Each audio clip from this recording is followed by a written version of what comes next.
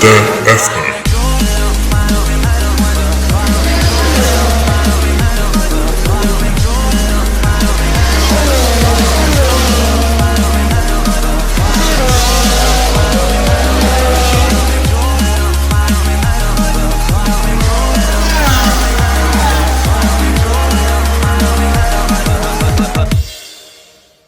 Bonjour tout le monde et bienvenue à la balado-diffusion du Bulletin F1.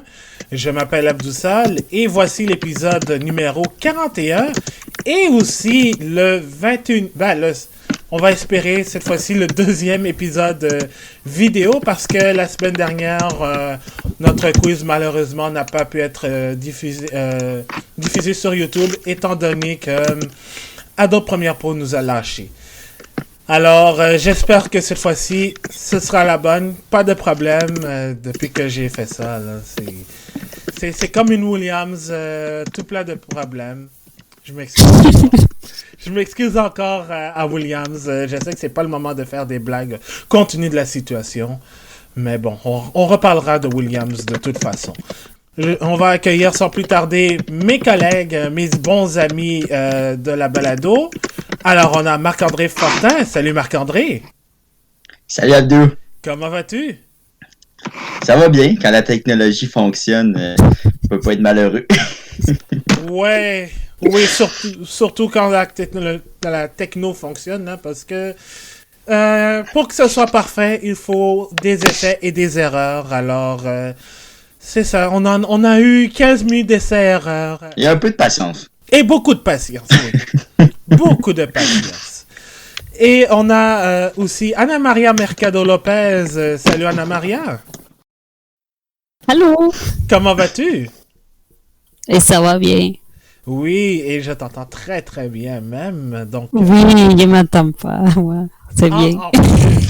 Excellent. Donc, au moins, on sait sur quoi on peut commencer la balado. Et si vous nous écoutez en audio, encore une fois, bienvenue, ou bien tous ceux aussi qui nous écoutent, qui nous regardent sur YouTube, bienvenue encore. Portez pas attention à ce qu'il y a en arrière.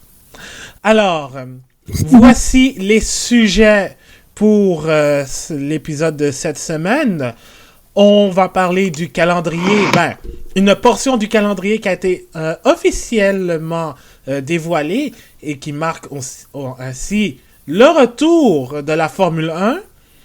On va parler aussi des courses qualificatives qui sont revenues en tant que sujet principal au cours de la semaine. On va parler aussi, on va revenir, pas brièvement, mais en détail, sur le cap salarial, le fameux plafond salarial qui sera introduit pour 2021. Et on va parler de la situation chez Williams, qui n'est pas très rose en ce moment. D'ailleurs, ils ont même perdu leur commanditaire principal. Et probablement la chance d'avoir une des plus belles livrées de la saison 2020 de Formule 1. Mais évidemment, on parlera bien plus que de livrées et de commanditaires. On parlera aussi un peu plus en détail de la possible vente de Williams. Alors, sans plus tarder, on va commencer avec le premier sujet. Les 8 premières courses officiellement annoncées pour 2020. Alors, mardi, au moment où on enregistre cet épisode, on est mercredi, mais mardi, la Formule 1 a annoncé le dévoilement d'un calendrier de 8 courses spécialement en Europe. La saison donc va commencer comme elle s'était prévue le 5 juillet en Autriche, au Red Bull Ring. Il y aura une deuxième course au Red Bull Ring, mais cette fois-ci, ça va s'appeler le Grand Prix de la Styrie, étant donné qu'on ne peut pas nommer deux fois le même Grand Prix. Ensuite, donc ce sera la semaine d'après. Ensuite, on s'en va en Hongrie pour le Grand Prix de Hongrie. Pas de deuxième course. Et ensuite, la Formule 1 s'en va 2 fois en Grande-Bretagne. Donc, pour le Grand Prix de Grande-Bretagne classique et le Grand Prix, tenez-vous bien, du 70e anniversaire de la Formule 1. C'est un nom assez loufoque, mais ça se comprend puisque cette année, c'est le 70e anniversaire du championnat du monde de Formule 1. Ensuite, il y aura une semaine de repos. Puis pendant le mois d'août, il y aura des courses en Espagne et en Belgique. Et le 6 septembre, ce sera en Italie. Évidemment, le tout sera à huis clos. Et d'autres courses seront confirmées au cours des prochaines semaines. Je voudrais avoir votre réaction et je vais commencer avec Anna Maria. Oui, mais je pense que c'est bien que ce soit des retours. Finalement, au moins, il y a 8 courses de confirmés, que c'est bien mieux que quand il y avait juste un. Au moins, on a déjà garanti 8 courses. Ça veut dire que les équipes ils vont avoir des points. Je sais que pour les championnats, au moins, ils doivent faire 15.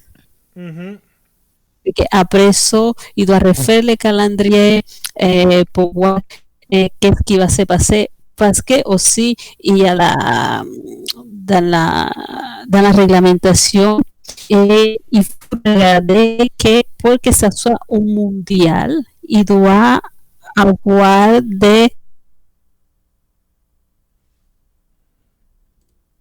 non, maintenant le calendrier il est confirmé juste l'Europe.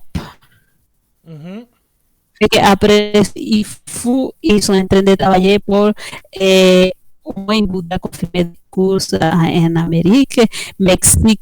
Il a sorti un communiqué en disant que oui, il confirme qu'il va y avoir des Grand Prix à Mexique. Mais il faut attendre encore parce que c'est le COVID, au moins que décide, même s'il dit que oui, ils font des courses, mais tu sais, c'est comme ici il va négocier, mais ici au Canada, je ne pense pas qu'il va y avoir des courses à huis clos. Mexique, oui, il peut le faire, mais ici, non. Texas, maintenant, il est compliqué. Et Brésil aussi. Mais y en Asie, Singapour, c'était pour avoir la confirmation, mais maintenant tout est comme arrêté. Oui, exactement.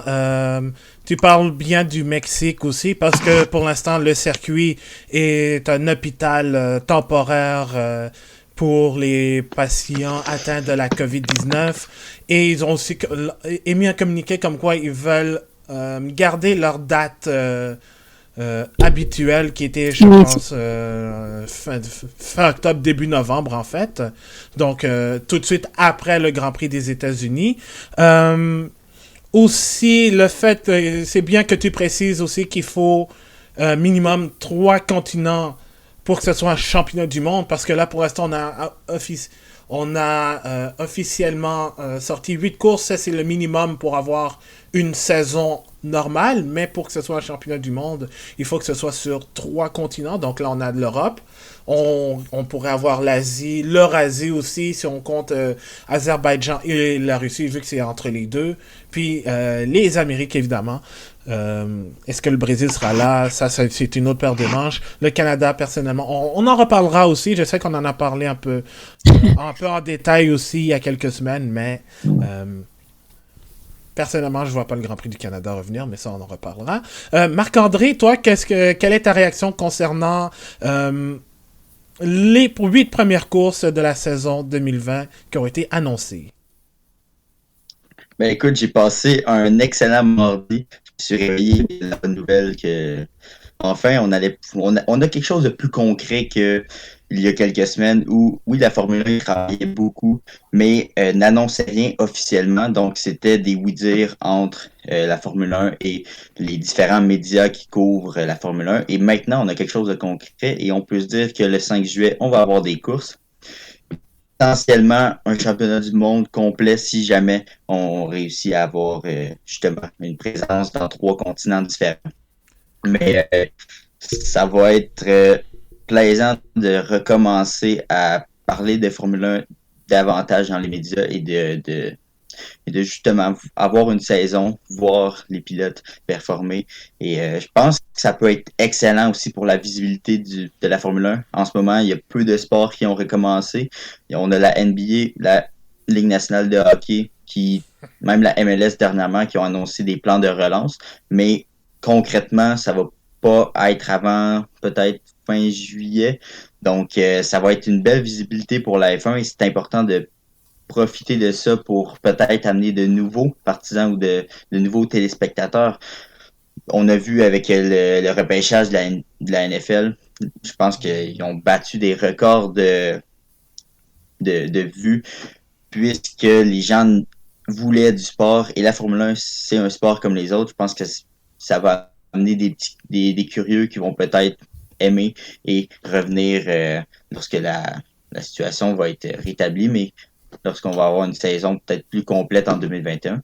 Et ça va être important de profiter de ça pour justement ramener des gens et animer le spectacle un peu. Et c'est pour ça qu'on va probablement en reparler, mais je suis un peu déçu de la réaction de Mercedes face à la grille inversée.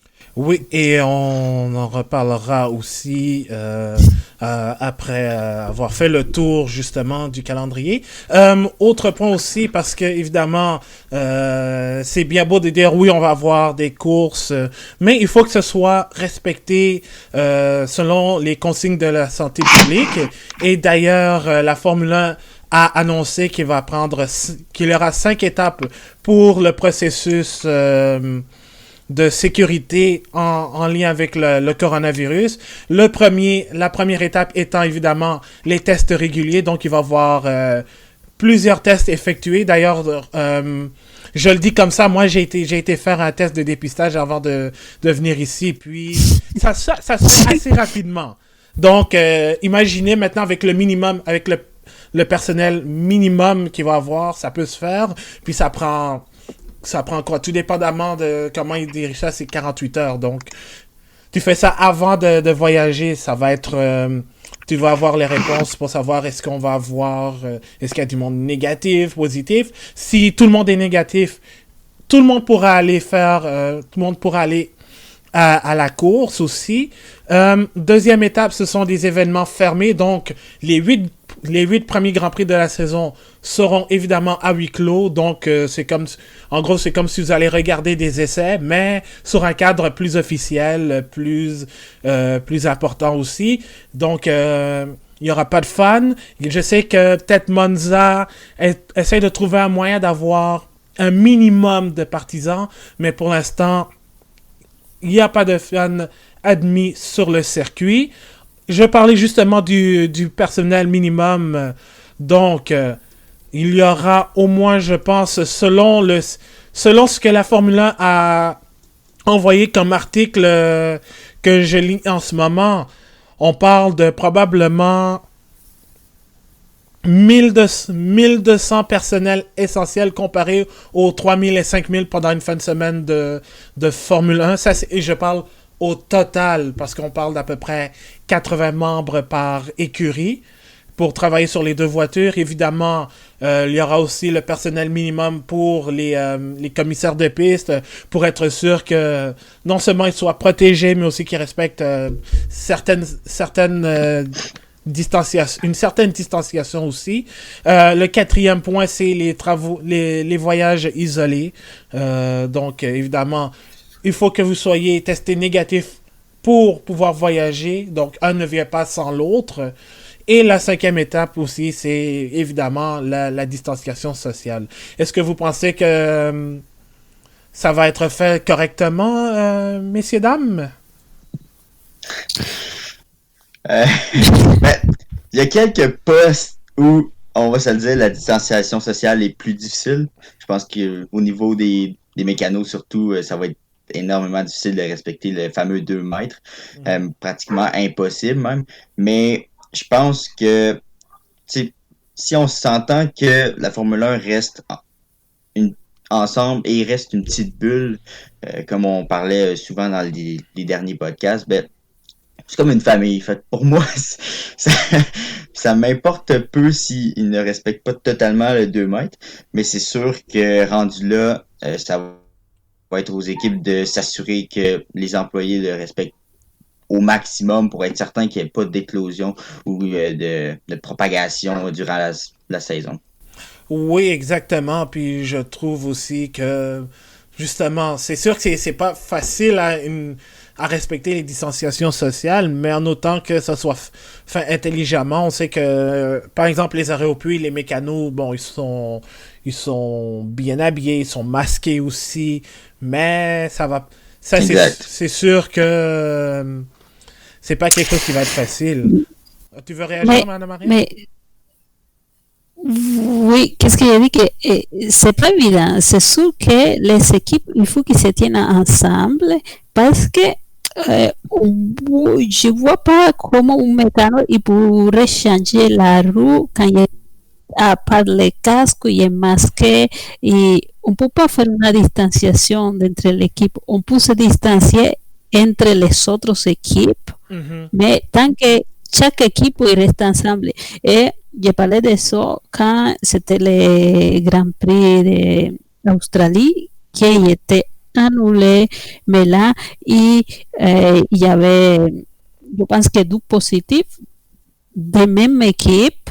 Et après ça, il n'y a pas aucun cas dans les équipes qui était comme positif. Et toutes les équipes étaient bien. Il n'y avait pas aucune distanciation sociale. Qu'est-ce que je disais avant, les paddocks est bien séparé d'habitude. Parce que si le monde qui va à la course, il reste tout le monde ensemble dans la même place, dans le même hôtel, il se déplace tout le monde en même temps, mais ça c'est sécurité parce qu'on ne peut pas demander de distanciation sociale à les mécaniciens. Ça se peut pas. Il faut que j'ai vu comment ça travaille dans les paddocks. Il peut pas. Le paddock est beaucoup trop petit. Là. Oui, il est trop petit, mais l'auto, il y a 3, 4, 5 mécanos qui travaillent dans l'auto. Des fois, ils sont nez à nez. Oui, non, c'est ça. C'est quelque chose qui est très difficile. Puis d'ailleurs, ce qu'on me dit aussi, c'est que si t'es pas capable de respecter les 2 mètres, essaye de porter un masque pour éviter la propagation la sécrétion de postillonnage, de crachat aussi. Donc, c'est sûr que ça aussi, il va falloir que les mécanos soient aussi assez intelligents pour éviter de contaminer leurs collègues et même les pilotes, parce qu'on sait que la F1 ne fera pas comme en Australie. Là. Ils n'annuleront plus de Grand Prix. Une fois qu'il y a... Oui, vas-y, Marc-André. Comment vous réagissez à cette nouvelle de Chase Carey qui affirme que si jamais il y a un individu qui est infecté, il continue normalement, puis... Mais je pense que c'est correct, parce que de toute façon, il se prend de jeu. Je pense pas qu'il va y avoir 3 cas ou 4 positifs, parce que les équipes y arrivent avant, celui qu'il faut monter les paddocks et tout, ils vont arriver peut-être lundi, mardi, mais tout ce qui est les pilotes, tous les personnels, ils vont arriver juste jeudi pour les interviews et tout ça. Et je ne sais pas s'il va y avoir des interviews parce que maintenant, il n'y a pas de journalistes à l'extérieur. Jusqu'à maintenant, on ne peut pas demander d'accréditation, rien. Je ne sais pas comment ça va se passer avec les journalistes. Mais si tu arrives au paddock jeudi, tu ne peux pas tomber malade les jours après ou les samedis. Et plutôt, si y a quelqu'un qui finit malade, ça va être après le Grand Prix. Ouais, moi, si je peux ajouter aussi, moi, je pense que ce que Chase Carey dit, en fait, c'est en lien avec tout le fiasco relié au Grand Prix d'Australie, où justement, où il y a un membre du personnel de McLaren qui avait été testé positif. L'écurie s'est retirée pour éviter justement d'éviter la propagation. Le Grand Prix a été annulé à 2 heures avant le début de la séance. Donc, je pense que la F1, maintenant qu'elle a pris conscience des conséquences que la COVID-19 va entraîner, elle est mieux préparée Et justement, ils ont mieux travaillé pour faire en sorte qu'il n'y ait pas un bis repetita de Australie 2020. Exact. Donc, je pense que Exactement. exactement le fait que Chase Carey disent on a appris de nos erreurs, le fait qu'il n'y ait pas de Grand Prix par la suite a fait en sorte qu'on a pu travailler en long et en large sur comment on peut préparer un plan de retour sur la Formule 1.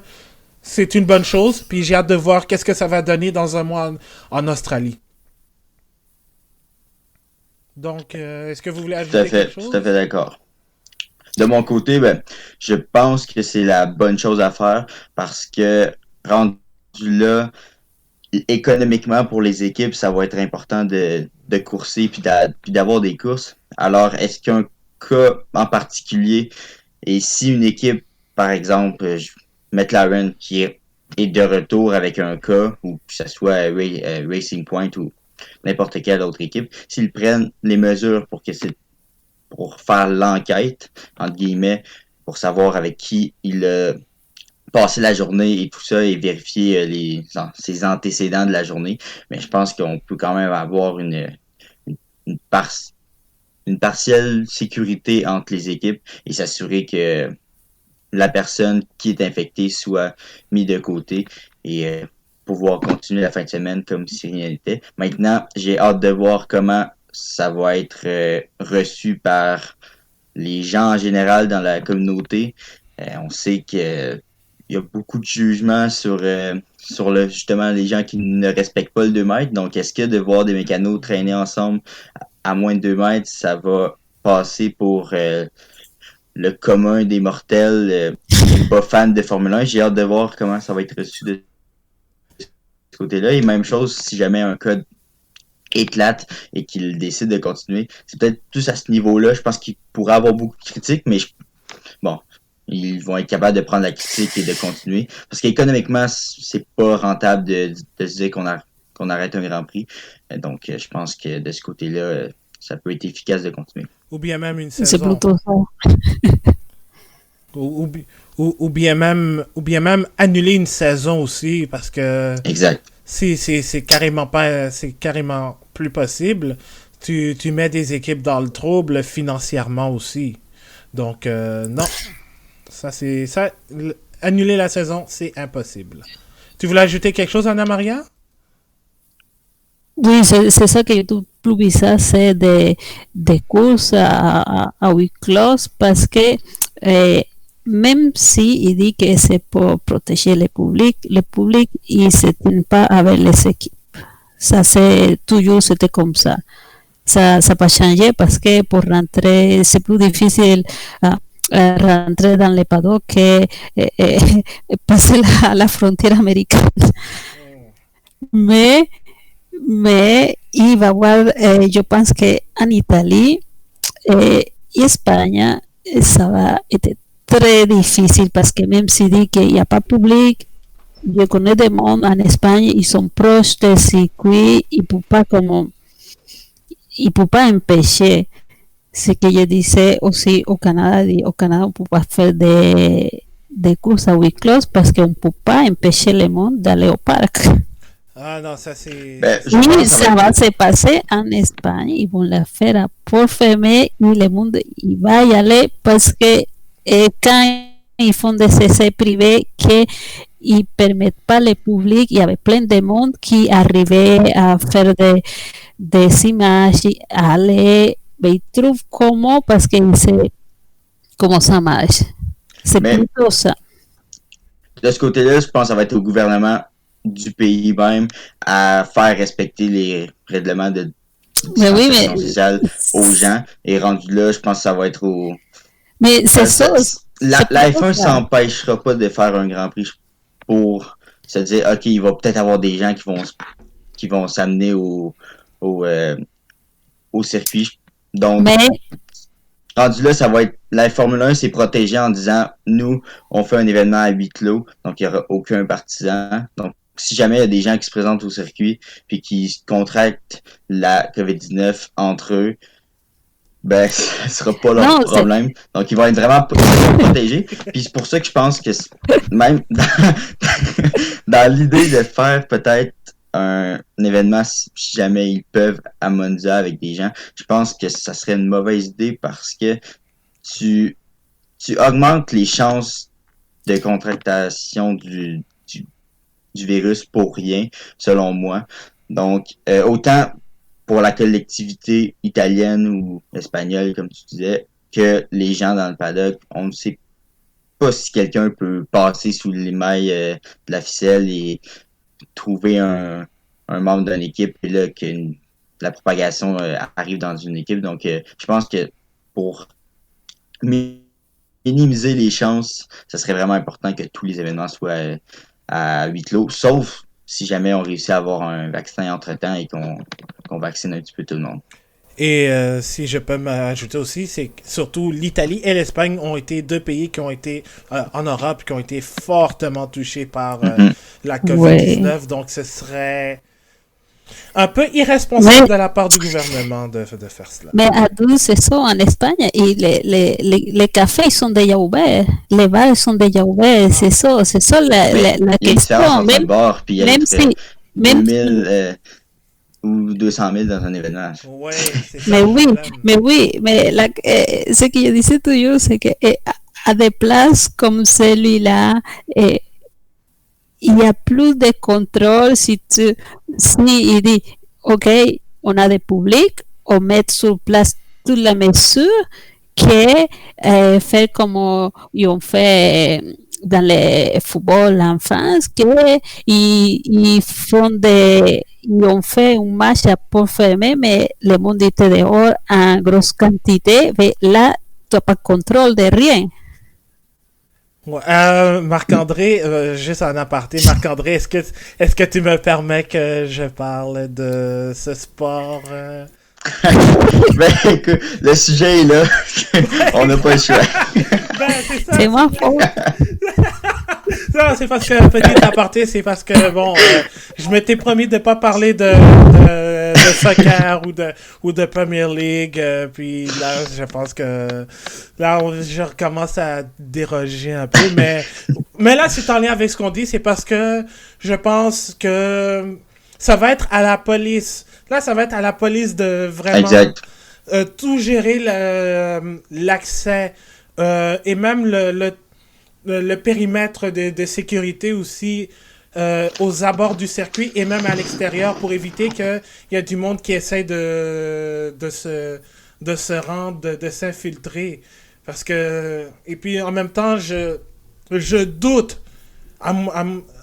vraiment qu'il y ait du monde qui réussit à se rendre, à dire, bah écoute, moi ça fait longtemps que j'ai pas vu de course automobile ou autre sport, puis moi je vais désobéir au confinement, excusez-moi, puis ensuite, le reste, que pourra. D'ici là, le déconfinement, tout ça, les gars. Il y a aussi la question de respecter la distanciation au circuit. Moi, personnellement, je ne sais même pas à quoi la réglementation pourrait ressembler si jamais ils acceptent des gens au circuit. Même au circuit Gilles Villeneuve, ça va prendre combien de temps pour te rendre à ton siège si jamais tu peux y aller? Moi, je n'imagine vraiment pas ça. Ah ben tiens, justement, parlons du circuit Gilles Villeneuve. Maintenant qu'on sait qu'il va y avoir d'autres courses qui vont être annoncées dans les prochaines semaines et selon certaines rumeurs, on ne parlerait pas d'autres annonces de courses avant le mois de juillet.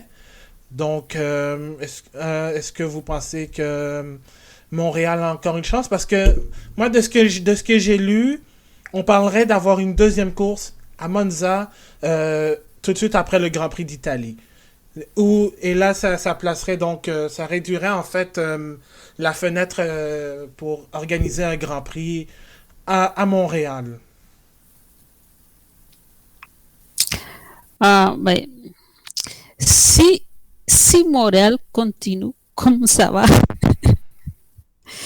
et je pense pas qu'ils peuvent pas ils peuvent faire des courses parce que les conditions sont pas là maintenant.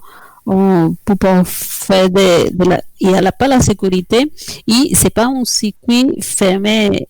C'est pas comme au Silverstone qui est dehors, que tu peux y aller. C'est pas, même en Espagne, si est à côté de Barcelone, c'est pas en Barcelone, c'est un peu plus une demi-heure. C'est pas la même chose, mais ici c'est comme semi-urbain. Ouais. C'est difficile de dire on va faire une course à huis clos. Et aussi c'est difficile à dire on va faire des courses avec public s'il n'y a pas de vaccin, il y a rien. Et on peut pas non plus, comme disait Manon, mettre tout sous le dos de la police, mais on fait la course et c'est à huis clos et c'est tabou d'empêcher le monde d'y aller. Mhm. Moi, Ouais. je pense que Moi, je pense que c'est plus au niveau de la santé publique qui va être extrêmement frileuse à avoir une course ici. Je pense que Dumontier va probablement travailler extrêmement fort pour amener probablement un événement ici, même s'il est à huis clos. Mais je pense que ça va être plus au niveau gouvernemental que il va avoir sûrement un petit problème parce qu'on voit que le déconfinement ici au Québec est extrêmement prudent avec des règles souvent qui, bon, selon toutes choses, sont probablement inutiles.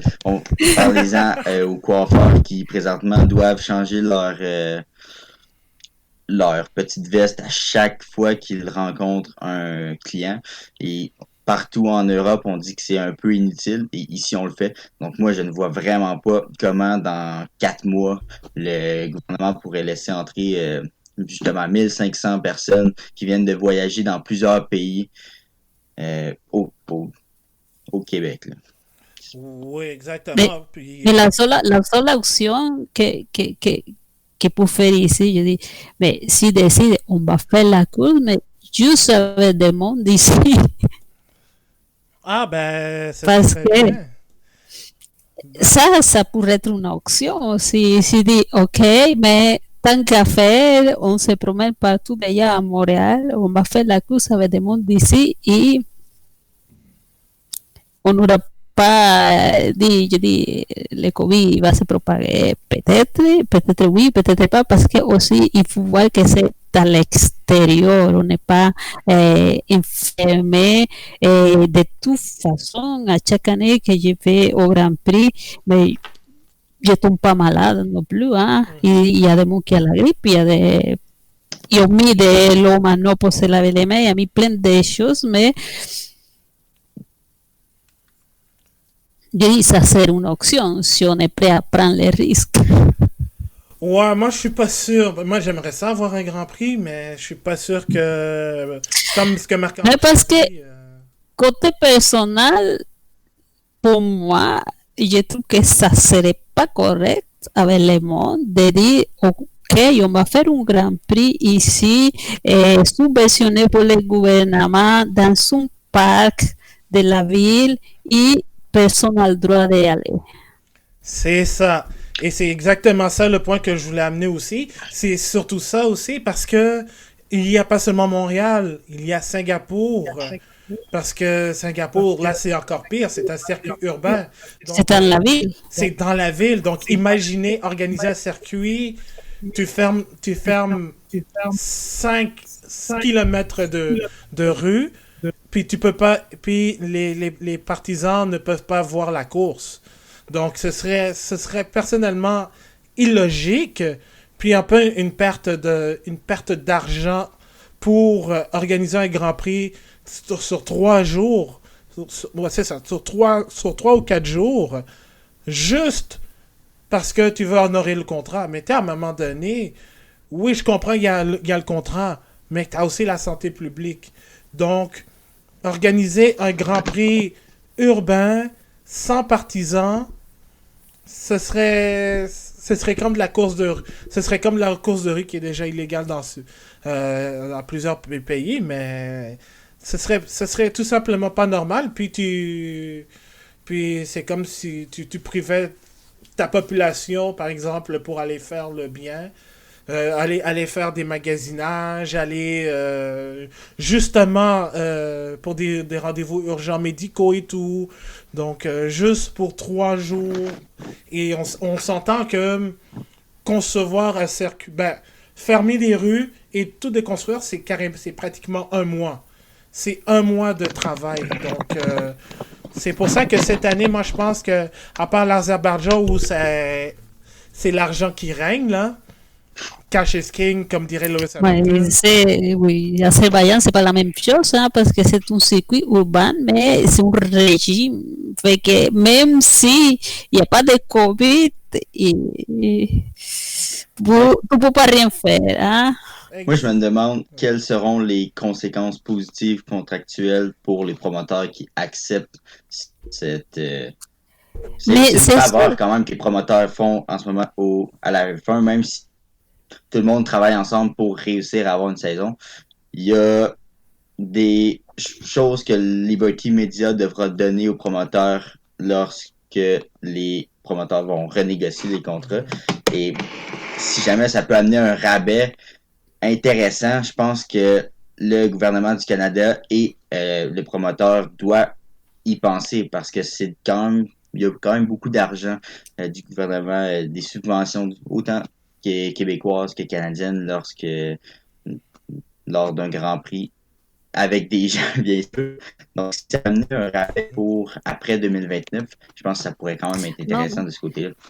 Parce qu'il y a déjà un contrat à long terme. C'est ça. Ici au Canada, il y a un contrat à long terme. Il n'y a rien à renégocier jusqu'à maintenant parce qu'on a déjà tout donné et les paddocks qui sont nouvelles, tout était refait comme ils ont demandé.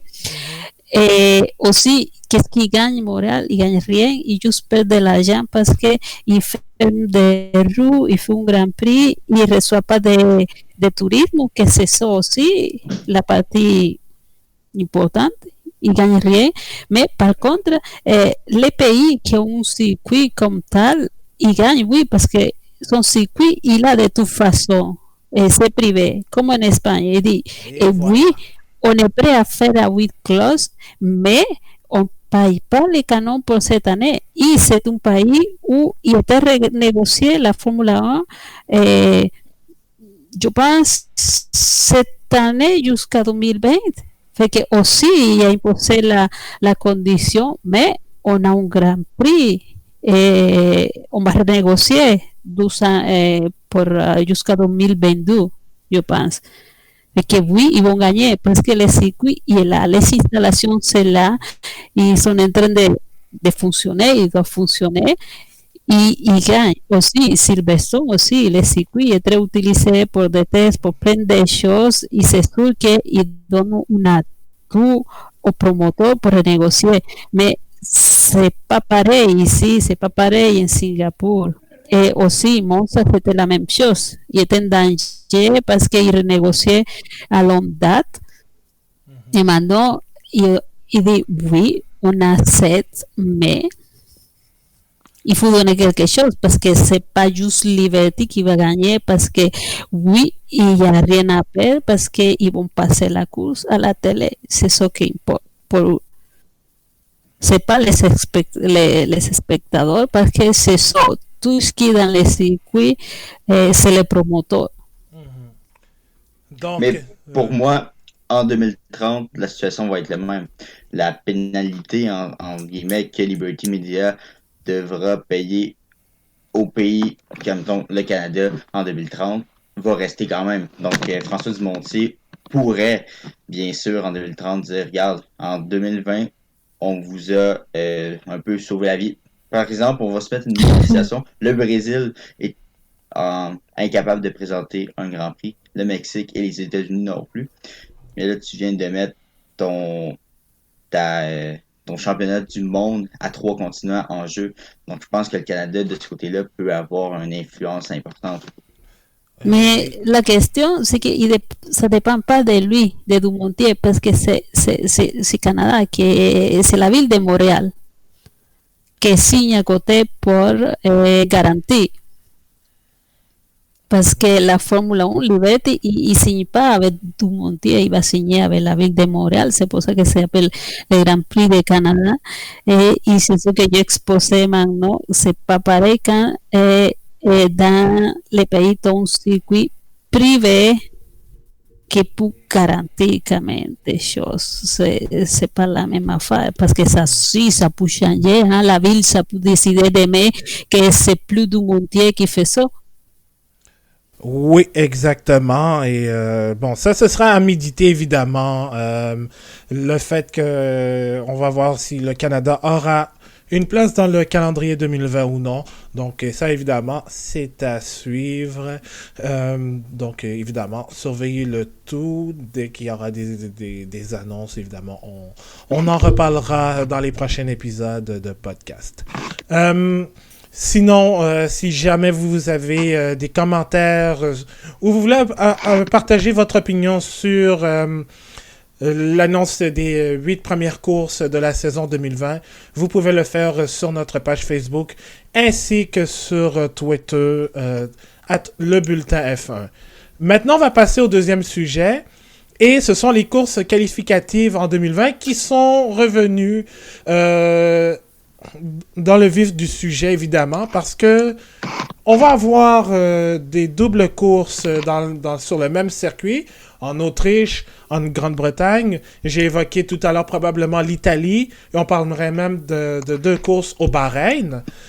Mais évidemment, on ne veut pas avoir le même format pour ces doubles Grands Prix sur le même circuit. Donc, c'est pour ça que Liberty Media a parlé avec les écuries pour avoir des courses qualificatives. Le processus est simple. Bon, pour ce qui aurait été la première course en Autriche, il y aurait eu une course de 30 minutes, course sprint, probablement pas d'arrêt au puits, où la grille de départ serait, la grille de départ de cette course qualificative serait l'ordre inversé du championnat. Donc, ça veut dire que George Russell partirait en pole position et Lewis Hamilton partirait bon dernier. Techniquement, je sais pas maintenant avec le fait qu'on a Nicolas Latifi, bon, il y a tout ça, mais ce serait une course de 30 minutes et celui qui gagne la course qualificative, partira en pole position, puis l'ordre du classement final de cette course déterminera la grille de départ pour la course du dimanche. Qu'est-ce que vous en pensez? En fait, avant que je dise, la proposition a été encore une fois rejetée parce que c'est pas la première fois que ça arrive, mais la proposition a été rejetée par Mercedes et Racing Point et il fallait l'unanimité. Comme par hasard. Comme par hasard. Non seulement ça copie la voiture, mais ça copie aussi les décisions. Après, ça va être Wolf qui va aller chez Aston Martin Racing Point. Bon, ça, c'est autre chose. Mais sinon, est-ce que vous pensez que ça aurait été bien d'avoir des courses qualificatives pour ces genres de double courses? Non, mais parce que ce que j'ai compris que la double course, oui, sont dans le même circuit, mais pas les mêmes fins de semaine. Mm-hmm. Fait que c'est deux grands prix séparés. Et ils font ça dans les F2, ouais. Mais c'est pas des courses qualificatives parce qu'ils font un qualif. Oui. C'est juste que la première course qu'ils font, quand si qu'ils gagnent, ils font la grille inversée, mais juste la 8 première place. Oui. Ils font la grille inversée, mais juste la 8 première place, et c'est pas une course qualificative, c'est juste qu'ils font 2 courses, fait que la première, il y a la qualification normale, et après, comme le résultat de la course, ils vont faire la deuxième parce qu'ils n'ont pas le temps non plus de faire un qualif. Ouais. Il y a un grand prix, ils sont des cours de soutien, fait qu'il y a non plus le temps de les faire. Mais dès que j'ai compris, les courses comme Silverstone, il va être en défensement séparé, il n'y a aucune raison qu'ils fassent ça. En plus, il n'y a pas de public. Ouais, c'est ça. Des Euh, des fois, ils disaient non parce qu'ils donnent plus de spectacles, mais il n'y a pas de public. Tu fais tu calices comme d'habitude. Et moi, personnellement, je trouve que ça va en contra de sport faire ça. Parce que pourquoi on grille inversé? Quand l'équipe il travaille pour faire la première place. mhm. Marc-André, Et je ne sais pas, quand je pense parce que c'est la Formule 1, c'est la vitesse, c'est lui qui fait bien le travail, il va en avant. Je comprends que Mercedes il n'accepte pas parce que Hamilton, quand il fait sa pole en position, il n'y a personne qui le dérange. ouais. Mais tu peux pas l'envoyer sortir en dernier. Ouais, c'est ça, c'est exactement ça Non, que... c'est pas mais je pense que c'est contre le sport, contre la Ouais. compétition.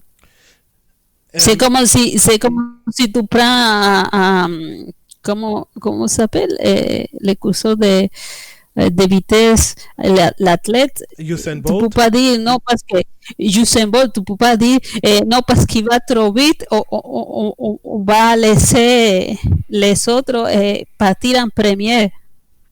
Non, c'est ça, ce serait dénaturer exactement le sport. Et on sait que les qualifications ont une partie intégrante dans une fin de semaine de Formule 1. Marc-André, toi, est-ce que tu abondes dans le même sens que Anna Maria? Non, moi, comme tu le sais, Abdou, Très euh, bon. j'ai toujours favorisé cette idée de grille inversée cette- depuis qu'on en parle. Ça fait plusieurs années que l'idée est en place et je trouve que c'est intéressant au niveau autant économique que l'apport que ça peut apporter de peut-être des nouveaux partisans qui s'intéressent pas à la Formule 1 parce qu'on le dit depuis des années et des années, il y a beaucoup trop d'écart entre Mercedes et Williams. Maintenant, Mercedes a quand même 425 millions dans sa voiture, alors que Williams a 150 millions. Puis ça, c'est Mais avec ils ont toutes les dépenses les mêmes de... motos, hein. Comment? Ils ont la même unité de potence. Oui, Oui. mais Mais ils ne doivent l'expertise que pas tu payer as pour avec un quelqu'un qui... 425 millions est beaucoup plus grand qu'un 150 millions. Et c'est là où, oui, ça dénature le sport, mais en même temps, les deux, qu'une équipe ne peut pas avoir le même euh, budget qu'une autre équipe, ça dénature pour moi le sport aussi. Donc à ce niveau-là, je pense que cette année, ça aurait été une excellente idée de tenter des choses, d'essayer des choses qu'on n'aurait pas fait dans une saison de 22 Grands Prix parce que tu ne peux pas avoir, pour moi, tu peux pas avoir deux courses identiques dans deux circuits pareils. Ça vient vraiment Mais déranger ça un peu le change de sport pour toute moi. façon. J'ai aimé ce que Toto Wolff a dit, pas Toto Wolff, Christian Horner a dit dernièrement. Je pense qu'il parlait avec, je veux juste être sûr pour pas oublier la cité. C'était pas avec Sky Sports? Ouais, je pense que c'était avec Ouais. Sky Sports. Il venait de dire que, en fait, je vais revenir un peu, mais il affirmait que lui, il avait dit oui et que pourtant Red Bull avait gagné les deux dernières courses. Et il ne comprenait pas pourquoi Mercedes, Mais ça les dérangeait autant. Et je suis d'accord avec ça. Si Lewis Hamilton peut partir, quand il change, mettons, les moteurs, il part 13e et c'est toujours des courses intéressantes. Et je pense que ça serait vraiment le moment d'essayer. Puis, pour moi, ça serait pas trop dénaturer le sport, non, ça. mais c'est pas correct parce que c'est pas vrai que c'est William qui va sortir gagnant. Mais parce que si un William il saute en première, c'est un William. Pero regarde, pour Red Bull, c'est très facile. Hein? Il peut envoyer à Albon sortir en dernier il va arriver quand même dans les points. Il peut envoyer Max Verstappen en Monaco sortir en dernier il va quand même réussir. Mais tu imagines, tu envoies en avant, c'est de Williams, c'est de Haas, c'est tout. Euh, c'est toutes des voitures pas rapides et tu laisses Hamilton en dernier, Verstappen, je ne sais pas, 15e, mais c'est fini, c'est Red Bull qui gagne. Oui, mais Ça change rien, ça change rien, c'est sûr, pour Red Bull, c'est bien parce que ils savent de qu'ils sont capables, c'est ça. Tout ce qui passe par la tête, c'est Ferrari est pas en avant, Mercedes est pas en avant, fait que c'est qui profite. mais c'est ça aussi le truc, c'est que il y a ça, mais c'est que maintenant c'est pas un Grand Prix régulier, ce sont 30 minutes de course. Donc c'est 30 minutes sans arrêt au puits, les pilotes sont là, c'est comme un segment Mais normal. si William écrase la voiture, Il y a ça aussi, oui, il y a c'est ça aussi, c'est pas gagnant pour les petites écuries. Si on parle d'argent, des fois, pour des pièces, pour l'auto, tu imagines, ils font une course, ils scrapent l'auto. Oui, Mais ne pas vouloir faire la course et dénaturer le sport aussi. et c'est ça. Ça, c'est un débat Moi, éternel. c'était à ce niveau-là. Pour une Williams ou une Haas qui se retrouve à l'arrière et de ne pas pouvoir les voir faire des dépassements parce que leur voiture est pas assez rapide et que le budget pour l'instant en 2020 jusqu'en 2022 est pas bien est pas égal et tout ça, Mais je c'est pense que ça maintenant, vient mais dénaturer le sport aussi. on ne sait pas qu'est-ce qui va se passer, mais c'est ce qui me dérange, c'est qu'ils ont eu la chance, surtout il y a Renault, il y a Williams, je ne comprends pas, Williams avait tout l'argent qu'a mis Stroll sur la voiture, il y avait une unité de potence Mercedes, il y a un moteur Mercedes, mais c'est pas là que c'est pas le moteur. Ils n'étaient pas capables de faire un bon travail. Et on ne peut pas pénaliser les autres parce qu'une équipe ne fait pas un bon travail. Même qu'ils ont pas d'îlot, il est sorti de Mercedes, il est arrivé chez Williams, il était remercié avant de commencer la session parce que la voiture ne marche pas. Fait que c'est ça aussi, c'est juste decir non, c'est pas juste parce qu'ils n'ont pas le budget, mais oui, mais regarde qu'est-ce qui est capable de faire Haas con un budget plus petit que celui de Williams. Mais est-ce que pour Mercedes, c'est payant que Williams disparaisse totalement parce qu'ils ne réussissent pas à entrer dans leur budget? Je pense pas. De perdre Williams, par exemple, qui sont en Mais ça dépend, parce que maintenant il y a Alfa Romeo. Il y a Aston Martin qui s'en vient. Hein? Ouais. Oui. Je pense que Mercedes a changé de priorité. Mais ça reste que ça vient d'enlever 2 places pour accueillir des pilotes à chaque année.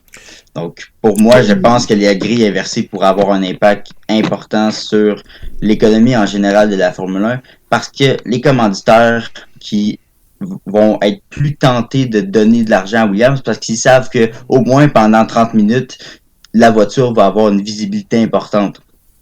Puis, parce qu'en ce moment, c'est un cercle vicieux. Williams ne gagne pas, ils perdent des commanditaires, ils perdent de l'argent. Plus ils perdent de l'argent, plus leur performance est affectée.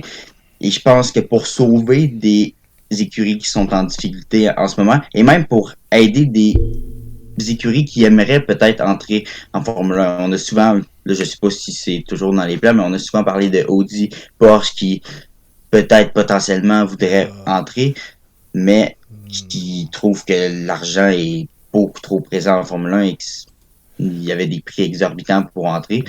Mais je pense que ça pourrait intéresser des commanditaires d'aider des petites écuries à ce moment-là parce qu'ils savent au moins que dans quelques courses durant la saison, ils vont avoir de la visibilité puis ça va aider les écuries à mieux performer. Mais inquiète pas, il y a toujours un Mazepin prêt à acheter une écurie, ça fait longtemps. En fait, Les gars, il y a toujours quelqu'un qui est prêt pour sauver. En fait, c'est simple, il faut qu'il soit canadien puis qu'il ait beaucoup d'argent. Ça fait 2 fois. Mais il y a aussi les Russes. Ah, Nikita Mazepin, Wow. et lui, il s'est chicané avec Stroll pour acheter Racing Point. Ah, ouais, eux, là. Ah, ouais. Avec William et maintenant. Ouais, ils essayent de racheter Renault aussi. Mais J'ai oui, c'est ça. je pensais justement à ça. Je vais poser la question, je vais penser à ça, la question. Est-ce que vous pensez que le système de qualification actuel est trop archaïque pour qu'il soit changé, ou bien vous pensez qu'il est tout simplement bon et qu'on n'a pas besoin de courses qualificatives? Parce que là, on est encore sur le système de 3 périodes de qualification. On élimine des pilotes à chaque étape et on garde les 10 premiers pour la pole position. Est-ce que vous pensez que le système est encore bon, ou bien il faudrait juste le remodeler plutôt que d'avoir des courses qualificatives? Ben, Ado, j'ai dit tout le temps, s'il y a quelque chose qui marche bien, pourquoi la changer? Et on essayait, ça fait 12 ans ou 3 ans, Allez. de changer la calotte et ils ont revenu. C'est ce que j'ai dit. Oui. Il y a la seule chose qui marche très bien, pourquoi on va la changer? Oh non, ça là, c'est juste pour expliquer, c'était dans le même principe que la Q1, Q2, Q3, mais avec des éliminations directes. Donc c'est chaque pilote qui était éliminé, puis jusqu'à ce qu'on détermine la pole. Ça a duré 2 grands prix. Mais ce que j'ai vu de pire, c'était les qualifications, les deux périodes de qualification. Une le samedi, qui était genre la qualification principale, puis l'autre le dimanche matin, où les diffuseurs, genre, ils s'en foutaient carrément. Là, ils pouvaient faire passer d'autres émissions, puis pendant que les qualifs étaient là, Eh oui. c'est pas normal. Puis là, on a trouvé une séance de qualification qui est juste. 3 périodes de qualification avec tout le monde qui roule en piste, comme c'est contrairement à ce qu'on voyait avec 12 tours, 1 heure de qualification aussi.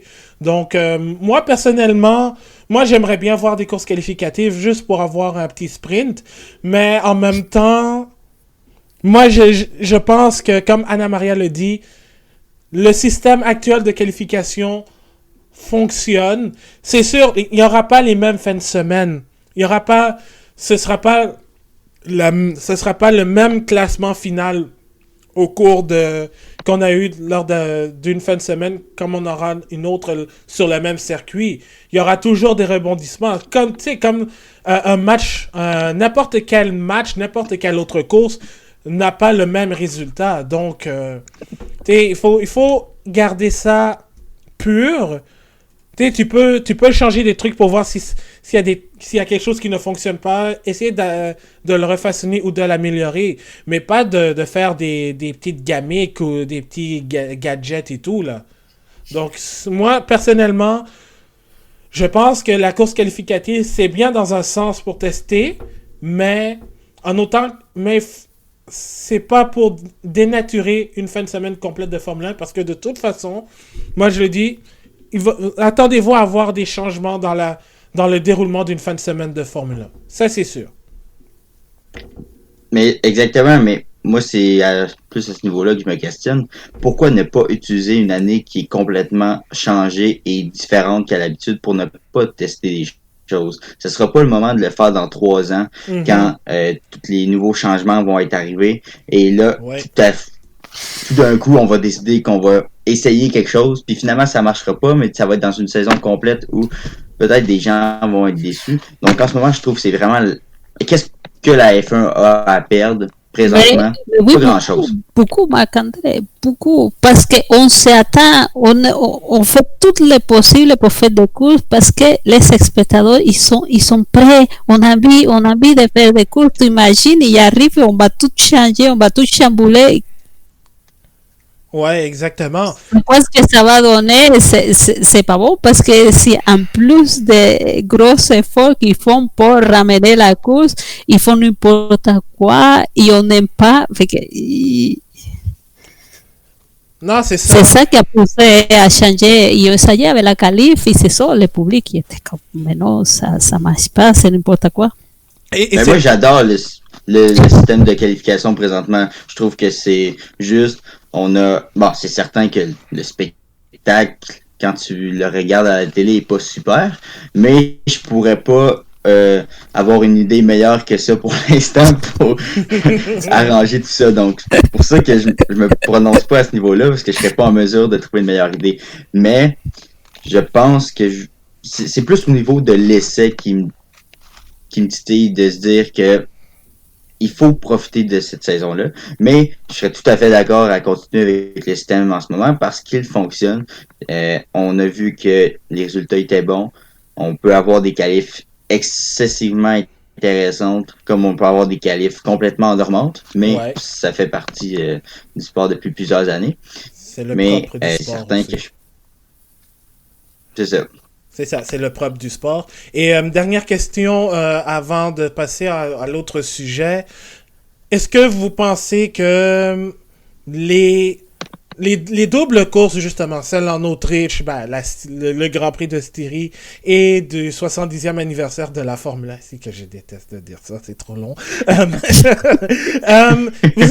Vous pensez pas que ça aurait pu être des courses hors championnat, justement, pour qu'on puisse tester ces nouvelles règles? Comme ça ne va... Si jamais les règles, par exemple la course qualificative était adoptée à l'unanimité, au lieu que ce soit sur des courses qui comptent pour le championnat et qui pourraient influencer tout le championnat quand on sera rendu à Abu Dhabi au mois de décembre, pourquoi ne pas tester ça sur des courses hors championnat, justement sur les courses numéro 2 en Autriche, en Grande-Bretagne, probablement à Monza ou au Bahreïn? C'est pas une mauvaise idée, mais ils n'ont pas assez de courses pour faire un championnat. Ils ne peuvent pas dire non, ça compte pas parce que, ok, on a 8 et donc ça compte pas, ça marche pas.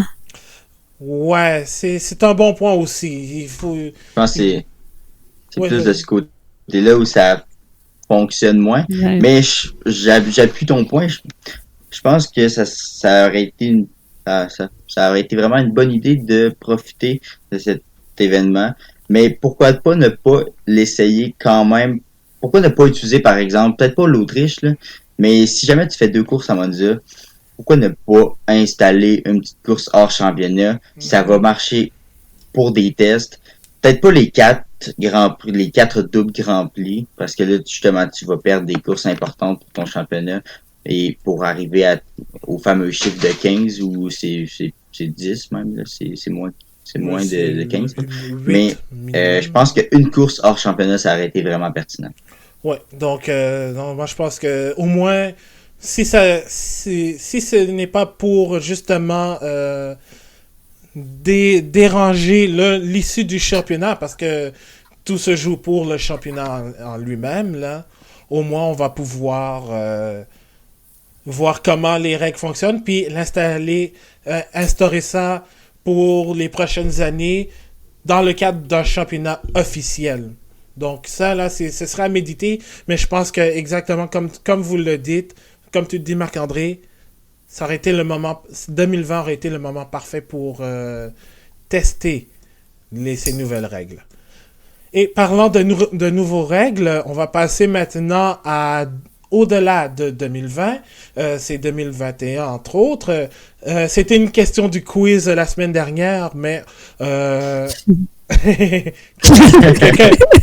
que personne n'a eu d'ailleurs justement. Là, je suis encore déçu. Mais la semaine. On va pas publier ça, hein? Non. Ah non, je l'ai pas publié. On coupe au montage. En fait, la semaine dernière, la Formule 1 a annoncé que finalement, ils vont installer ce fameux plafond salarial.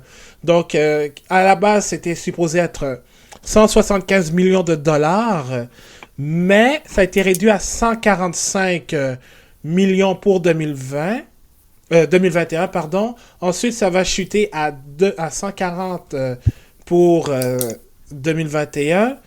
135, excusez, c'est 140 pour 2022, 135 millions pour 2023 à 2025 sur une base d'une saison de 21 compétitions.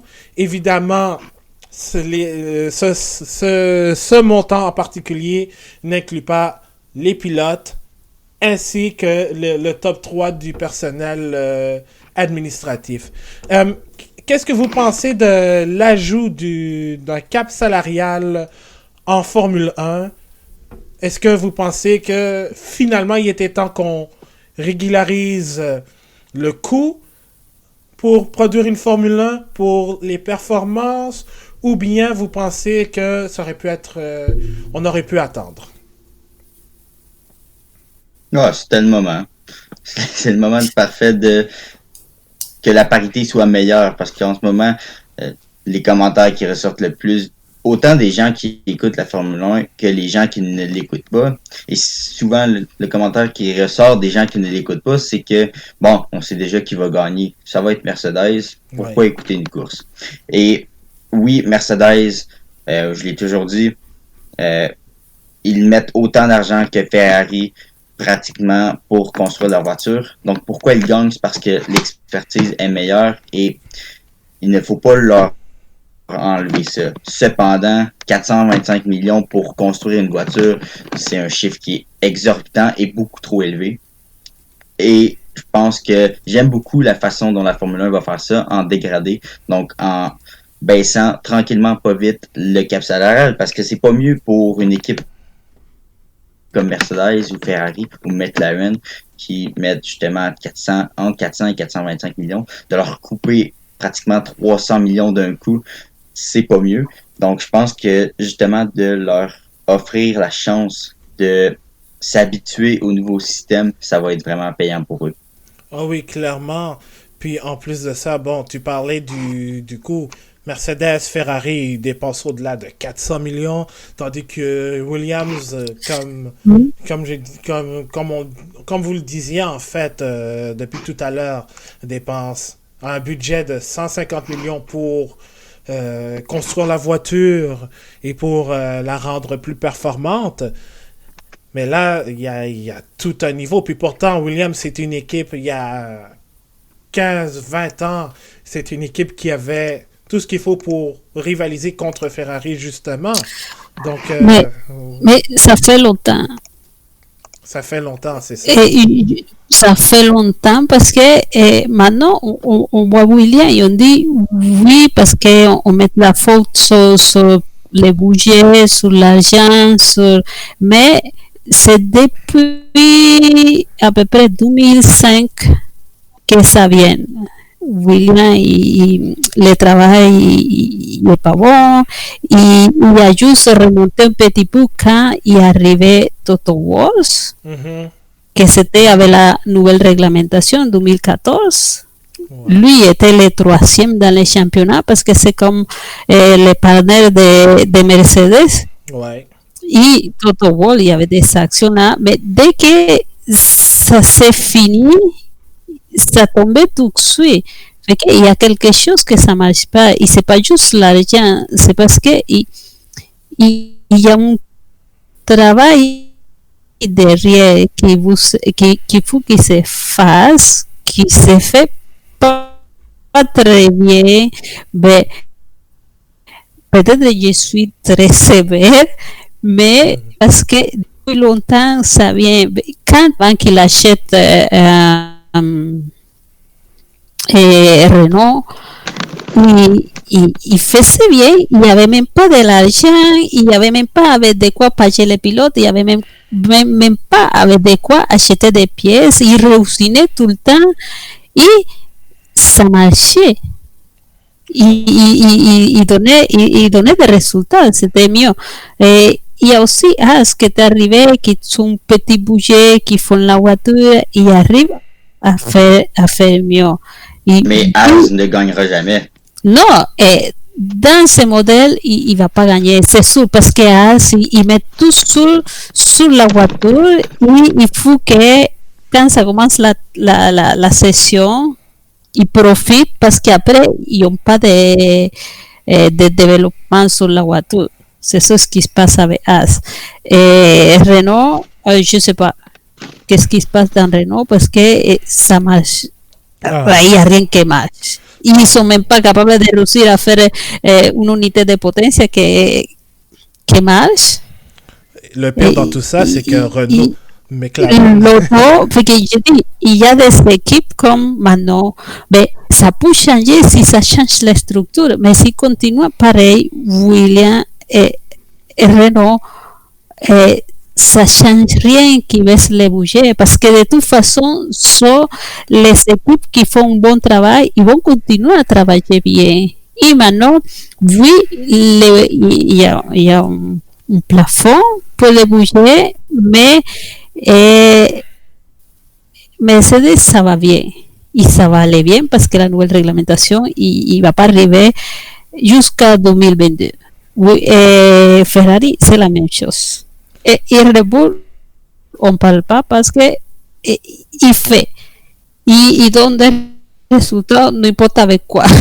C'est ça. Mais ça, je suis complètement d'accord. Puis le point est également bon. Je pense que ça peut être payant à court, moyen terme et même pour les équipes qui performent bien aujourd'hui, Oui. comme Mercedes, Ferrari, Red Bull, qui constamment sont rabaissés en disant ils gagnent seulement à cause grâce à leur budget. Mais là, au moins, enfin, ils vont pouvoir gagner et se dire OK, c'est vraiment à cause de l'équipe en place que nous gagnons.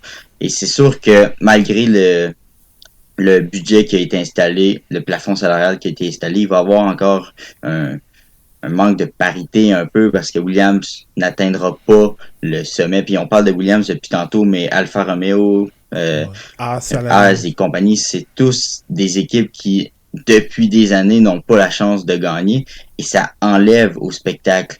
Et je pense que ça peut être payant en ce moment de le faire à un moment qui est important pour la Formule 1 parce que les chiffres d'audience baissent et il fallait trouver des moyens pour ramener la parité, du moins à une meilleure parité, et je pense qu'ils ont trouvé le moyen. Et même avec Abdou, tu vas peut-être être plus en mesure de l'expliquer, là, mais je pense qu'ils vont, avec le classement, donner plus de temps aux équipes en dernier, au simulateur ou c'est au simulateur, mais de propulsion, c'est ça? Je me perds un peu, là, mais... Oui, exactement. En fait, c'est plus que... la soufflerie, c'est ça. C'est ça, des tests de soufflerie, en fait. Donc, l'équipe qui gagne va avoir moins de temps de soufflerie et inversement, celle qui n'arrive pas va en avoir un peu plus pour, disons, balancer, en fait, les tests aérodynamiques. Et aussi... Il faut pas... Oh, vas-y. Désolé, non, qu'il ne faut pas que se fasse comme Ferrari, qu'ils font le plein de tests à la soufflerie et quand ça revient l'année passée, quand ils vont... Désolé, mais c'est... Oh non, mais Ferrari.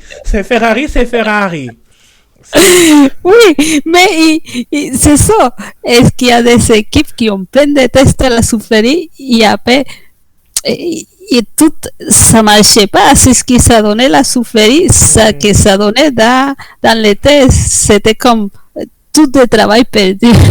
C'est ça, c'est du travail botché en fait, mais ça reste ça le problème, c'est l'écurie elle-même là.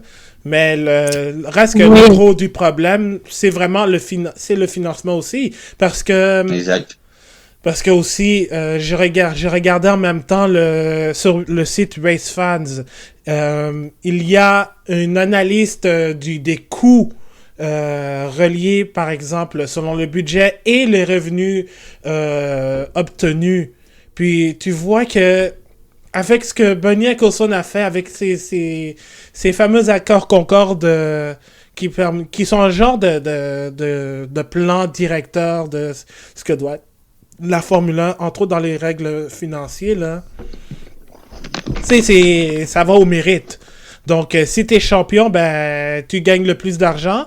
Puis si tu t'appelles Ferrari, tu reçois un peu plus parce que t'es là depuis le Grand Prix de Monaco 1950. Mais il y a ça aussi, parce que Williams, il fait partie des équipes historiques et la difficulté que j'ai avec les plafonds salariaux, que c'est bien les budgets, c'est bien qu'il y a un top dans les budgets, mais la difficulté que j'ai est que McLaren.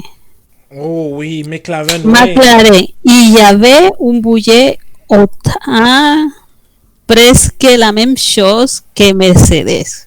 Quand ça commençait la nouvelle réglementation, à 2014, à 2015, il rentrait avec Honda, il y avait un des plus gros budgets des équipes, il était comme le troisième. Depuis Mercedes et Ferrari. Mais avec ça, il ne faisait pas un bon job. Même avec Alonso et toute l'argent qu'il y avait, mais c'est sûr qu'il mettait tout sur les dos de Honda. Mais regarde, Honda, il travaille maintenant avec Toro Rosso et Red Bull. Pourquoi ça marche? Ça, c'est plus... ça, mais ça prouve le point que l'importance n'est... Oui, l'argent a de l'importance, mais l'équipe en place a beaucoup a un lien important avec la victoire ou la défaite. Et c'est justement le fait que j'apporte, c'est que si on baisse à 150 millions, 135 millions, premièrement, ça va éviter les équipes à dépenser des millions et des millions et des millions pour pratiquement rien ou compliquer du moins la voiture et les rendre moins attrayantes peut-être. Mais tout ça pour dire que on va vraiment voir dans 2 ans quelle équipe faisait un bon travail et quelle équipe ne faisait pas un bon travail. Moi, je pense que l'une des équipes qui peut sortir le plus gagnant de tout ça, c'est Red Bull. Red Bull qui a un gros budget selon le budget de Williams, mais il n'a pas un énorme budget si on compare avec par exemple Mercedes. Donc l'habitude sera moins difficile pour eux.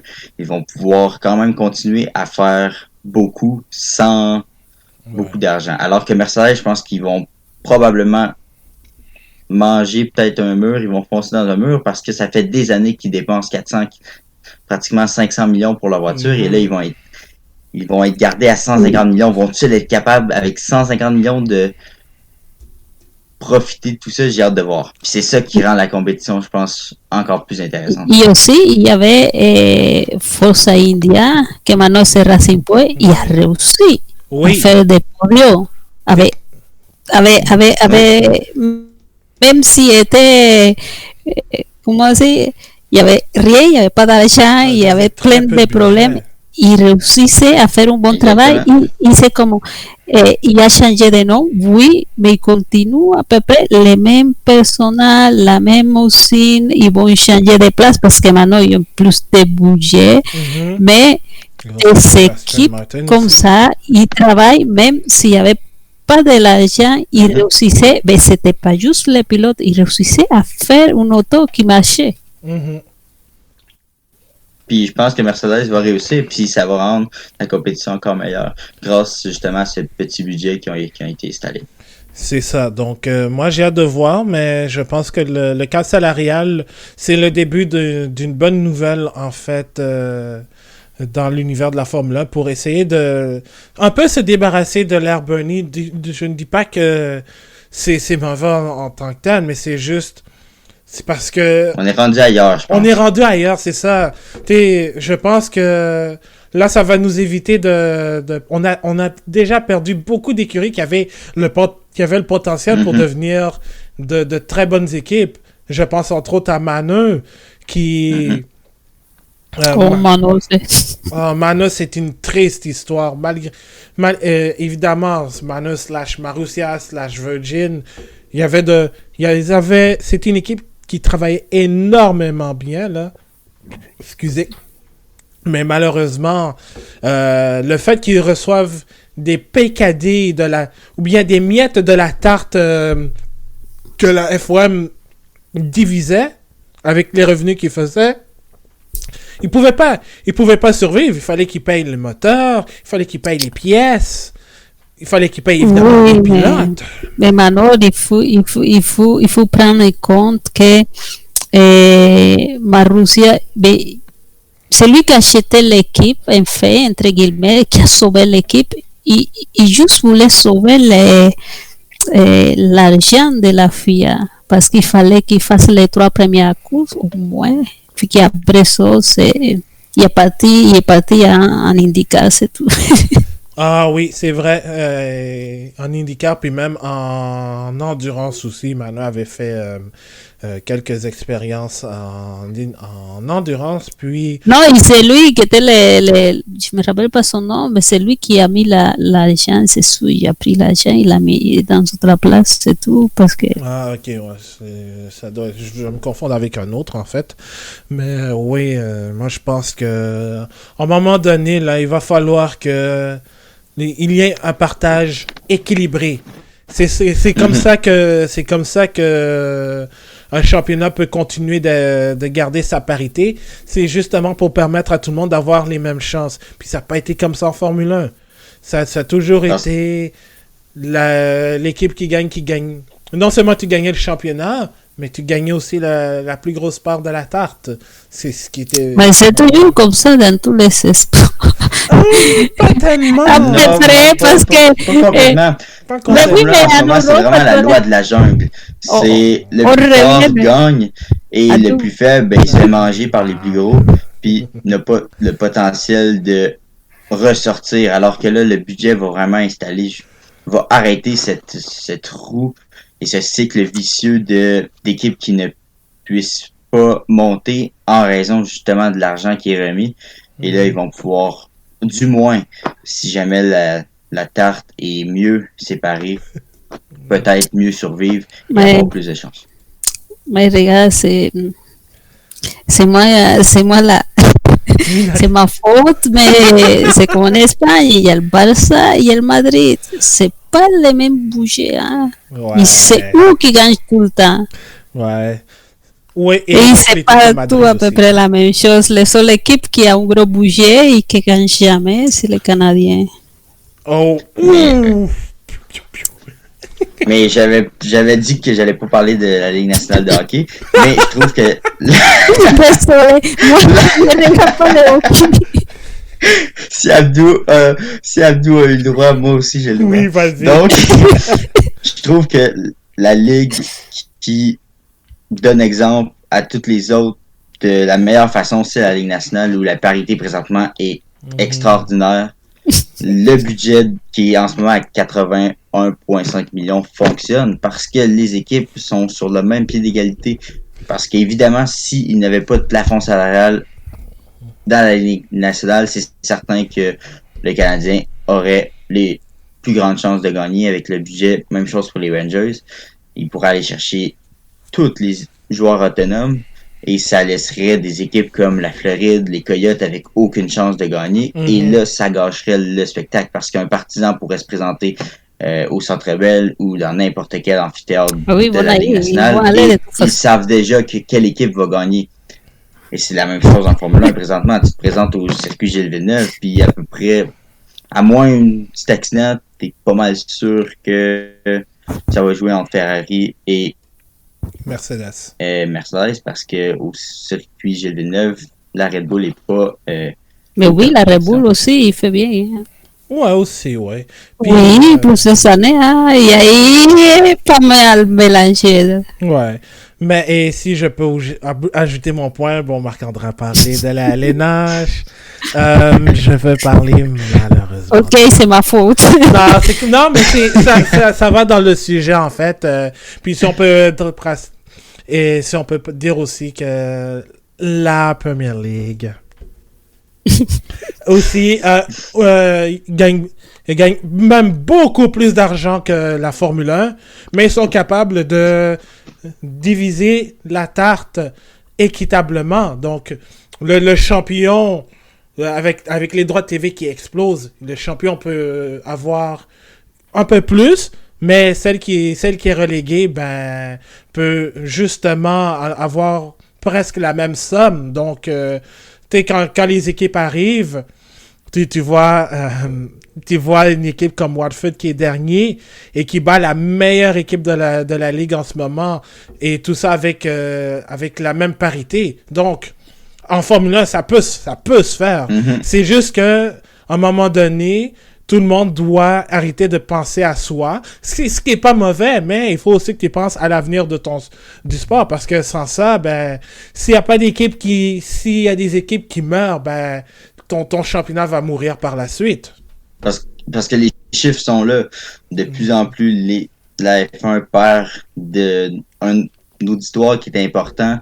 Les chiffres de télé baissent. Et si ça continue, ben, c'est pas mieux pour la Formule 1 que pour n'importe quelle équipe comme Mercedes qui, si jamais se retrouve sans championnat, c'est pas mieux pour eux. Et justement, tu parlais de la première ligue. Moi, je vais parler peut-être plus d'une ligue comme la MLB qui a aucune parité présentement parce que il n'y a pas de cap salarial et c'est un système qui ne fonctionne pas. Une équipe comme les Yankees peuvent dépenser le nombre de millions qu'ils veulent, alors que les petites équipes n'ont pas le pouvoir de le faire. Et c'est là où je trouve que ça joue justement sur l'éthique du sport et que tout le monde doit avoir la même chance de gagner et de prouver qu'avec les millions qu'ils ont entre mains, ils peuvent le faire. Et s'ils ne sont pas capables de le faire, ben c'est leur problème. Mais au moins, tout le monde va avoir la même chance. Mais c'est le motosport, hein? Il ne faut pas oublier, c'est pas juste comme la compétition de sport. Il faut une auto, il faut faire une auto et aussi il y a les pilotes, c'est ça. Et qu'est-ce qui est parlé tantôt? Quand tu as un gros budget et tu peux faire un bon travail, même si tu as les meilleurs pilotes, ça va pas, ça marche pas. C'est pas, des fois dans la Formule 1, c'est pas une question de parité, c'est le travail aussi que se fait derrière. Et aussi, il y a des marques comme Mercedes et il y a McLaren, et maintenant ils sont bien Aston Martin, il y a la Ferrari aussi, c'est des autos de luxe, c'est comme ça, sa grosse vitrine pour ces autos, c'est ce qui rend ça pas pareil que le sport football ou dans autre chose aussi, que les pilotes, ceux qui sont dans l'auto, il faut avoir le budget aussi pour arriver. Exactement. Alors, il faut, c'est pas comme Messi qui peut sauter de les petits quartiers jouer et après c'est non, ça prend beaucoup d'argent, ouais. Ça prend beaucoup d'argent. Et donc, c'est ce qui va conclure en fait ce segment. Puis, rapidement, on va parler malheureusement de Williams. Situation qui est pas drôle du tout. L'écurie qui a annoncé la semaine dernière que ils ont annoncé une perte, ils ont affiché des pertes de 13 millions je pense que c'est de livres sterling aux alentours d'à peu près 20-25 millions de dollars canadiens. Ils ont même mis fin à leur partenariat avec le commanditaire Rocket qui fait des compagnies en fait, qui font des téléphones et là, Frank Williams envisage la vente de l'écurie. On parle même de probablement le prêt de Michael Latifi, le père de Nicolas, qui pourrait devenir à un moment donné un rachat. Qu'est-ce que vous pensez de toute cette triste situation en fait avec cette écurie que beaucoup de gens adorent? Je parlais tantôt, c'est plusieurs années qu'ils ont la difficulté, pas juste à ramener l'argent, aussi à faire un bon travail, ça n'aide pas beaucoup. En plus, il y a toujours des pilotes associés. On dirait que ça aide non plus. Pas beaucoup parce que si ça performe pas bien, ça aide pas l'équipe. Ils ont toujours comme les budgets attachés aux pilotes et cette année, je dirais que c'est aussi le Covid qui fait des victimes partout. Oui. Et la compagnie qui est partie, je pense qu'elle est américaine, et maintenant, il n'y a pas de cours. C'est ça aussi le problème. Quand il n'y a pas de cours, tu ne peux pas continuer à payer de l'argent si les produits que tu as achetés, ils ne se voient pas. En plus, aux États-Unis, peut-être il ne va pas avoir de cours de Formule 1. C'est ça. Et toutes les compagnies, ils ont la difficulté. Ouais. Ça c'est aussi, c'est pour ça que les petites écuries, s'ils sont pas un bon budget, ils sont pas bien attachés, ils vont avoir plus de problèmes aussi. Et parce que Mercedes, ils ont au moins l'argent ils gagnent tout le temps, ils ont Petronas et Ferrari a su grosse commanditaire que même si se voit pas, on sait c'est qui. Mhm. Et c'est ça. William est toujours ça aussi le problème. Il est attaché à un pilote et quand le pilote il part, ben, C'est ça. Et toi, Marc-André? Ben, pour moi, je pense que ça va avoir l'air dur, mais c'était une situation qui était inévitable depuis plusieurs années. Et ça, depuis 2013, lorsque Clark Williams a pris les rênes de cette écurie, qui a repris l'héritage de son père et qui l'a complètement enterré. Elle a commencé à creuser un trou, puis elle a mis l'héritage là, puis elle l'a perdu. Elle a été incapable de gérer cette écurie-là de façon efficace et présentement l'écurie en paie le prix et on l'a vu dans les 2 saisons de Drive to Survive. On a vu comment c'était difficile chez Williams, à quel point, surtout l'an dernier, avec la façon dont ça a été géré en début de saison, avec les essais libres, ou pas les essais libres, les essais hivernaux où la Williams n'a même pas pu participer au premier jour parce que la voiture n'était pas prête. Dans le sport automobile, c'est inacceptable de faire ça. Et présentement, c'est Williams qui en paie le prix. Ouais, et en même temps, au moins, si on peut dire, à la défense de Claire Williams, elle a quand même mené l'équipe vers un retour au sommet, on pourrait dire malheureusement temporaire, entre 2014 et 2017. Évidemment, bon, ils n'ont pas gagné de Grand Prix, mais ils ont obtenu quand même de bons podiums, ce qui leur a assuré en même temps de bons revenus, surtout avec l'apport de Martini aussi. Donc, mais parce que Martini est attaché à Felipe Massa. Entre autres, oui. Entre autres. Encore là, je pense que entre ces années-là, elle surfait encore sur le succès que son père avait pu amener à l'écurie, alors que en ce moment, dans les 2 dernières années, surtout, on la voit gérer cette situation tout seul et c'est là qu'on voit où elle n'est pas capable. En tout cas. Mais je ne mettrai pas toute la faute sur elle. C'est sûr que maintenant, c'est elle qui est à la tête, c'est elle qui paye les prix, ouais. C'est sûr, mais comme je disais tantôt, c'est depuis longtemps que ça vient, depuis qu'est parti BMW. Oui. Ils ont resté, il n'y avait pas de moto, et c'était un... comment ça s'appelle? Il n'y avait même pas les motos pour la session. Je me rappelle que même Jason Button, il a cassé son contrat. Il avait signé avec Williams, il a cassé son contrat parce que BMW il avait parti. Mais ça fait longtemps que ça vient comme ça. Et le plus gros problème de Claire, c'est que je peux dire que c'est quoi sa faute? Sa faute, c'est pas changer la façon comme ça marchait. Il a continué à faire la même chose. Ouais. Il a continué, ça y est, il a continué. Mais c'est ça, il a payé les prix finalement, mais c'est pas tout à fait sa faute aussi, parce que ça venait depuis longtemps. Oui. Et justement, est-ce que vous croyez que c'est le bon moment pour donner un coup de pied dans la fourmilière, c'est-à-dire vraiment tenter de tout restructurer une fois que la vente est entérinée et tout, parce que je pense que malheureusement, et je ne souhaite à personne, mais je pense, je souhaite à personne en fait de tout ça là, mais je pense que la restructuration est nécessaire chez Williams Mhm.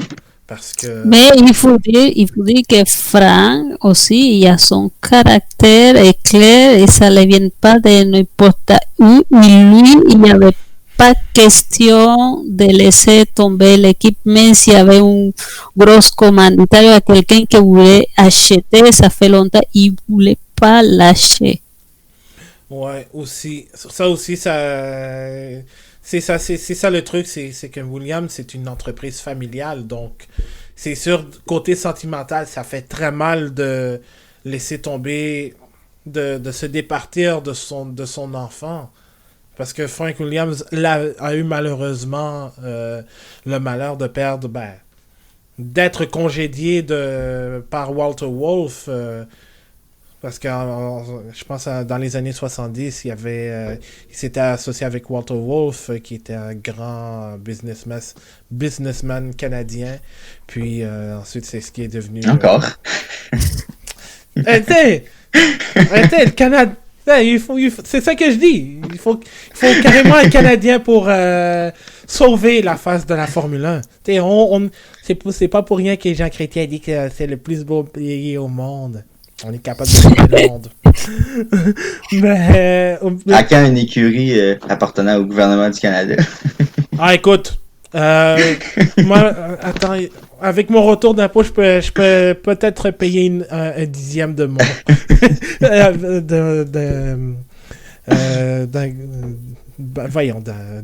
d'une écurie de Formule 1, voilà. Mais oui, mais plus sérieusement, moi je pense que oui, Williams a vraiment besoin d'un rachat, de trouver une deuxième vie, une troisième, une quatrième s'il le faut, peu importe le nombre de vies, mais il faut quelque chose parce que on peut plus se permettre de perdre des écuries à cause de la situation financière. Je sais que la COVID-19 n'a pas aidé à la situation chez Williams. Même les 18 millions que Robert Kubica avait amené avec son commanditaire polonais Orlen, et maintenant ils sont partis chez Alfa Romeo. Mais à un moment donné, là, il faut changer. Il faut que les choses changent chez Williams. Tout à fait d'accord. Ouais. Donc, c'est ce qui va compléter, en fait, ce long épisode du Bulletin F1. Alors, Marc-André, Anna-Maria, merci beaucoup. Merci à toi. Merci à toi. Et sans faire un shameless plug, cette semaine, j'ai été invité au micro par téléphone, devrais-je dire, à l'émission de Stéphane Langdo, le club à Langdo au 91.9 Sport, pour parler de Formule 1. J'ai parlé du calendrier qui était apparu et aussi de la tendance à avoir de jeunes pilotes. Donc, je mettrai le lien aussi sur le site bulletinf1.com que vous pouvez consulter. Il va y avoir un article qui va sortir. Je suis en train de continuer à préparer la suite de Histoire de F1 parce que ça fait trop longtemps que je l'ai mis sur la glace à cause du travail. Donc, je vais profiter de ma semaine de vacances au travail parce que c'était supposé être le Grand Prix du Canada ce moment-là, mais je vais prendre le temps de me reposer puis au moins d'avancer sur les projets. Alors, oui, vous vouliez ajouter quelque chose, un mot de la fin? Moi, j'encourage les gens à aller écouter l'entrevue que tu as faite. C'est surtout la partie, justement, avec la tendance des jeunes pilotes, c'était assez intéressant. Mm-hmm. Donc, pour les gens qui veulent en apprendre plus un peu, je vous encourage à aller voir. Parfait. Donc, évidemment, le lien va être mis sur notre site bulletinf1.com et plus de shameless plug. Alors... plus de shameless plug. Alors,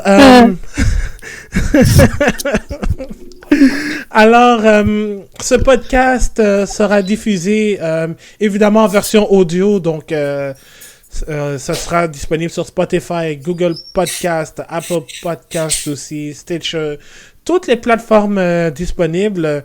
Ça va se retrouver sur bulletinfin.com aussi.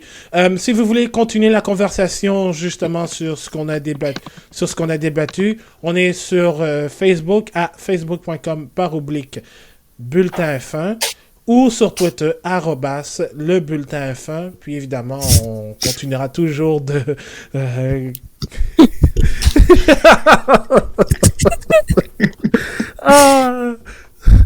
c'est juste un Maria qui me fait rire. Oh wow. Donc voilà, donc évidemment, n'hésitez pas à nous suivre, n'hésitez pas à partager aussi le contenu, c'est toujours très apprécié. Et on se retrouve la semaine prochaine pour notre épisode du Bulletin F1. Est-ce que ce sera un quiz? Est-ce que ce sera un autre podcast de ce genre? On le saura la semaine prochaine. Sur ce, portez-vous bien et je m'appelle Abdou. Je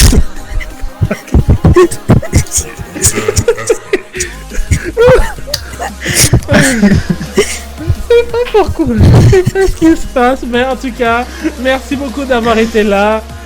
Passez une excellente soirée.